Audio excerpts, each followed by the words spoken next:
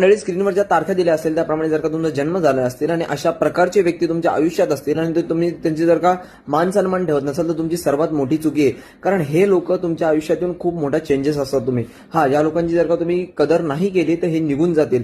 कारण की जेव्हा हे निघून गेल्यानंतर तुम्ही परत भगवंताला बोलाल, भगवंता असा एखादा व्यक्ती आमच्या आयुष्यात पाहिजे की जो आम्हाला परत तसं करू शकेल किंवा परत तसं आम्हाला बनवू शकेल. कारण भगवंत तुम्हाला वरतून सांगेल की हेच ते लोक होते जे तुम्हाला निवडक लोक तुमच्या आयुष्यात पाठवले होते. कारण ह्या व्यक्तींना कधीच जाऊ नका देऊ. कारण हे व्यक्ती नेहमीच तुम्हाला मार्गदर्शकासारखे येतात, मार्ग दावायला येतात. हे चिडले जरी असतील ना तरी काहीतरी कारण असेल किंवा तुमच्याशी प्रेमाने जरी बोलत असेल ना तरी कारण आहे. ह्यांच्या मनात कधीच वाईट नसतं तुमच्या मनात. हे जर का तुमचे मित्र असतील तर खूप छान आहे. ह्यांच्यासारखा चांगला मित्र तुम्हाला भेटणारच नाही.